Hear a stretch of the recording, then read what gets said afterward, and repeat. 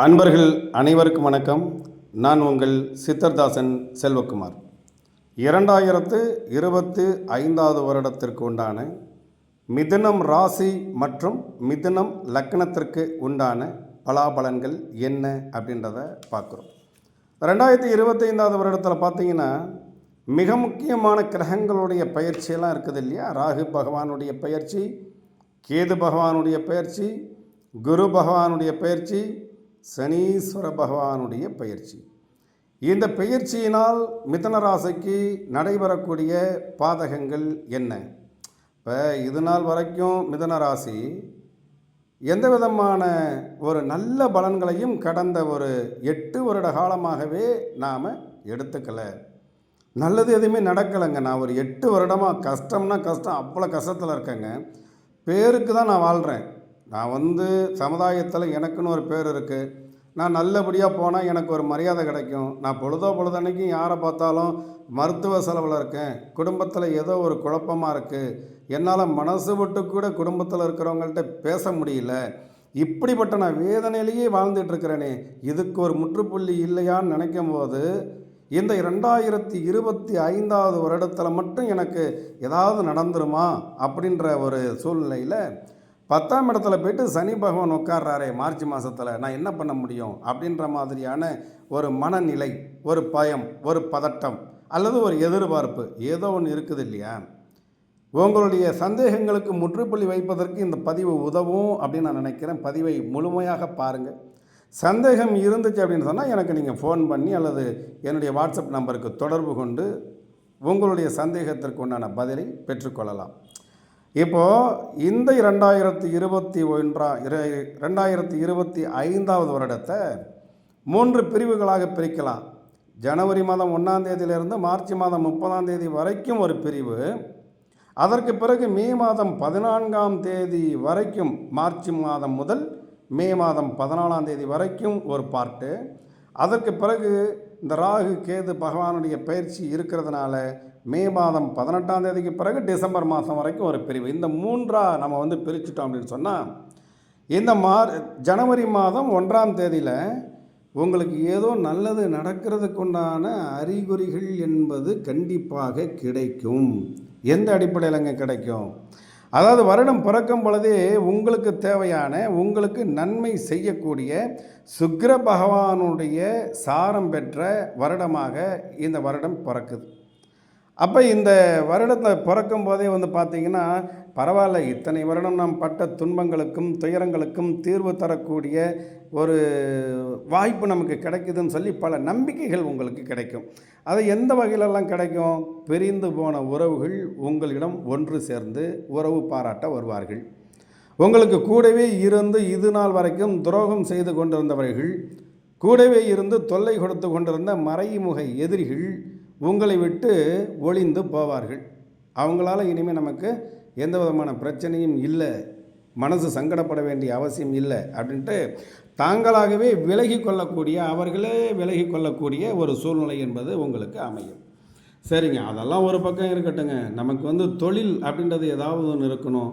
அப்படியே இருந்தாலும் செய்யக்கூடிய தொழிலில் நமக்கு லாபம் கிடைக்கணுமே அப்படின்ற மாதிரி இருந்தால், கூட இருந்துட்டு உங்களுக்கு குழி தோண்டிட்டு துரோகம் பண்ணிவிட்டு உள்ளே ஒன்று வச்சு வெளியில் ஒன்று பேசி உங்களை சஞ்சலப்படுத்தி இருந்தவன் உங்களை விட்டு வெளியில் போகிறான் அப்படின்றதே உங்களுக்கு நல்ல ஒரு சகுனம் தானே. அப்போ கெட்டது வெளியில் போயிடுச்சு அப்படின்னாவே நல்லது நடக்கும். அப்போ என்ன ஆகும்? புதிய புதிய நண்பர்கள் உங்களுக்கு அறிமுகமாவார்கள். இப்போ இருக்கக்கூடிய தொழில்களில் ஒரு முன்னேற்றமான ஒரு சூழ்நிலை என்பது உங்களுக்கு கிடைக்கும். அந்த ரெடிமேடு பிஸ்னஸ் பண்ணுறவங்க, துணிக்கடை வைத்திருக்கக்கூடியவர்கள், நகைக்கடை வைத்திருக்கக்கூடியவர்கள், பால் பண்ணை வைத்திருக்கக்கூடியவர்கள், விவசாயம் சார்ந்த நிலங்கள், இது போன்ற தொழில்கள் செய்து கொண்டிருப்பவர்கள், ஆசிரியர் பணியில் இருக்கக்கூடியவர்கள், இவர்கள் எல்லாருக்குமே ஒரு முன்னேற்றமான காலகட்டமாகவும், திரைப்படத்துறையில் இருக்கக்கூடியவர்கள், அரசியலில் இருப்பவர்களுக்கு ஒரு முன்னேற்றமான காலகட்டமாகவும், அதற்குண்டான ஒரு முகாந்திரம் கிடைக்குதுங்கிறதே உங்களுக்கு ஜனவரி மாதத்திலேருந்து 1ஆம் தேதியிலேருந்து உங்களுக்கு கிடைக்கும். அப்போ அது எப்போலேருந்து நமக்கு பலன் கொடுக்கும் அப்படின்றத பார்த்தோம்னா, மார்ச் மாதம் 30ஆம் தேதிக்கு பிறகு உங்களுக்கு அதற்குண்டான பலன்கள் எல்லாமே கிடைக்க துவங்கும். குடும்பத்தில் இது நாள் வரைக்கும் இருந்த ஒரு இறுக்கமான சூழ்நிலை என்பது மாற்றமாகி ஒருவருக்கொருவர் மனம் விட்டு பேசுகிறது. கணவனாக இருந்தால் மனைவியிடம், மனைவியாக இருந்தால் கணவனிடம், தாயாக இருந்தால் பிள்ளைகளிடம், பிள்ளைகளாக இருந்தால் பெற்றோர்களிடம் மனம் விட்டு பேசிக்கொள்ளக்கூடிய ஒரு நல்ல ஒரு இனிமையான சூழல் என்பது உங்களுக்கு அமையும். இல்லைங்க, நான் என்னதான் இருந்தாலும் குரு பகவான் ஜென்மத்துக்கு வராரு. நிறைய பேர் ஜென்ம குரு வனவாசம்னு சொல்கிறாங்களே, என்ன பண்ணுறதுன்னா, ஜென்ம குரு உங்களுக்கு குருவனுடைய தசை நடந்தால் மட்டும்தான் பாதகத்தை கொடுப்பாரே தவிர, தசை குரு தசை இல்லை, வேறு விதமான தசைகள், சனி தசையோ அல்லது புதன் தசையோ வேறு விதமான தசைகள் தான் நடக்குது அப்படின்னா இந்த ஜென்ம குருவால் நீங்கள் பயப்பட வேண்டிய அவசியம் இல்லை. ஆனாலும் அந்த ஜென்மத்தில் இருக்கக்கூடிய குரு பகவான் 7ஆம் இடத்தை பார்க்கறதுனால குடும்பத்தில் ஒரு சுபீட்சமான சூழ்நிலையும் மங்களகரமான நிகழ்ச்சிகளும் நடக்கும். படிப்பில் இது நாள் வரைக்கும் இருந்த மந்தமான நிலையிலிருந்து மாணவர்கள் ஒரு உற்சாகமான மனநிலைக்கு வருவார்கள். 10ஆம் இடத்துல வரக்கூடிய அந்த சனீஸ்வர பகவான் என்ன செய்வார் அப்படின்னு கேட்டிங்கன்னா, புதிய தொழில்களை உங்களுக்கு ஏற்படுத்தி தருவார், உபரி தொழில்களை ஏற்படுத்தி தருவார். தொழிலில் இது நாள் வரைக்கும் இருந்த மந்தமான நிலைகள் என்பது மாறும்.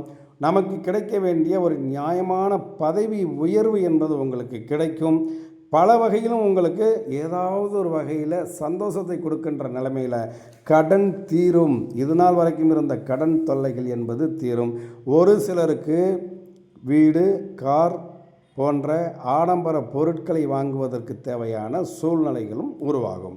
சரி, அதற்கு பிறகு இந்த ராகுவினால் நமக்கு ஏதாவது பாதகங்கள் வருமா அப்படின்னா, இந்த ராகு பகவானுக்கு நீங்கள் செய்யக்கூடியது உங்களுடைய தகப்பனார் வழியில் இருக்கக்கூடிய குலதெய்வத்தினுடைய வழிபாட்டை செய்வது என்பது ராகுவினால் ஏற்படக்கூடிய தீய பலன்களை உங்களுக்கு குறைத்து கொடுக்கும்.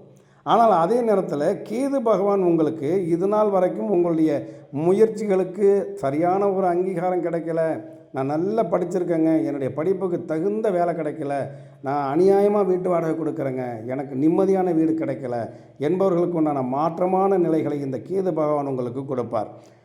மாற்று மொழி பேசக்கூடியவர்கள், மாற்று மதத்தைச் சேர்ந்தவர்கள் அல்லது அயல் நாடுகளில் வசிப்பவர்கள், அயல் நாட்டில் இருக்கக்கூடிய நிறுவனங்களால் உங்களுக்கு முன்னேற்றம் கிடைக்கக்கூடிய வாய்ப்புகள் என்பது கிடைக்கும். அது மட்டுமல்லாமல் இந்த மிதுன ராசி மற்றும் மிதுன லக்கணத்தைச் சேர்ந்தவர்கள், மிதுன ராசியாக இருந்தாலும் சரி அல்லது மிதுன லக்கணமாக இருந்தாலும் சரி, இந்த 3 வருடமாக நீங்கள் பட்ட துன்பத்திற்கு ஒரு விடுதலை. நீங்கள் முதல்ல சொன்ன 8 வருடமாக நான் கஷ்டப்படுறேன், 8 வருடமாக படுற கஷ்டம் என்பது வேறு. இந்த 3 வருட காலத்தில் இருக்கக்கூடிய மருத்துவ செலவுகள், மன ரீதியான உளைச்சல், இதற்கு ஒரு முற்றுப்புள்ளி வைக்கக்கூடிய ஒரு அற்புதமான ஆண்டாக இந்த 2025வது வருடம் உங்களுக்கு கிடைக்கும். குடும்பத்தில் கணவன் மனைவி இடையே ஒற்றுமை கிடைக்கும். பிள்ளைகள் உங்களுடைய சொல் பேச்சு கேட்டு நடந்து கொள்வார்கள். மருத்துவ செலவிலிருந்து விடுதலை என்பது கிடைக்கும். திரைப்படத்துறையைச் சேர்ந்தவர்களுக்கு அப்படின்னு சொல்லும்போது உங்களுடைய தகுதி என்பது உயரும், பாராட்டுதல் என்பது கிடைக்கும். புதிய புதிய ஒப்பந்தங்கள் சேரும்.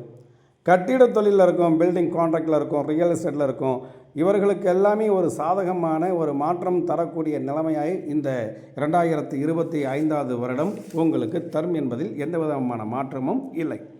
அதே நேரத்தில் இந்த 3ஆம் இடத்தில் வரக்கூடிய கேது பகவானால் உங்களுக்கு அளவு கடந்த நன்மைகள் நடக்கும். உங்களுடைய ஜாதகத்தை வைத்து, உங்களுடைய கிரக நிலையை வைத்து, உங்களுடைய உடன் பிறந்தவர்களுக்கெல்லாம் நல்லது நடக்கும். ஆனால் திரும்பவும் சொல்கிறேன், ஜென்ம குருவினால் உங்களுக்கு பயம் வர வேண்டிய அவசியம் இல்லை. தகப்பனார் வழி சொத்துக்களில் இருந்த வில்லங்கம் என்பது விலகும். சில பேரில் பாகப்பிரிவினெல்லாம் இருக்குது, ஆனால் எனக்கு கிடைக்க வேண்டிய நியாயமானது எதுவுமே கிடைக்கலையே என்று ஏங்கி கொண்டிருந்தவர்கள், தவித்து கொண்டிருந்தவர்கள், உள்ள மனசில் வச்சுட்டு அதை வெளியில் கூட சொல்ல முடியல நினைத்து கொண்டிருப்பவர்களுக்கு அதில் இருந்த வில்லங்கம் என்பது பேச்சுவார்த்தையின் வாயிலாக ஒரு முடிவுக்கு தகப்பனாருடைய சொத்துக்களில் உங்களுக்கு ஆதாயம் என்பது கிடைக்கும். இல்லைங்க, நான் அப்பா வழியில் இருக்கக்கூடிய வேலை வாய்ப்பு எனக்கு வேணும், நான் விண்ணப்பித்து பல வருடங்களாவது எனக்கு அதுக்கு உண்டான ஒரு நல்ல ரிசல்ட் எனக்கு கிடைப்பதற்குண்டான காலகட்டமாக இந்த காலகட்டம் என்பது உங்களுக்கு இருக்கிறது. மொத்தத்தில் இந்த 2025வது வருடத்தை பொறுத்த வரைக்கும் உங்களுக்கு மாற்றமும் முன்னேற்றமும் இருக்கக்கூடிய வருடமாகவே இந்த வருடம் இருக்கிறது. மற்றபடி உங்களுடைய வழிபாடு அப்படின்றது குலதெய்வத்தினுடைய வழிபாடு செய்தாலே உங்களுடைய முயற்சிகள் பலிதமாகும். உங்களுடைய மனதிற்கு நிம்மதியும் சந்தோஷமும் கிடைக்கும். மீண்டும் வேறொரு பதிவில் சந்திப்போம். வணக்கம்.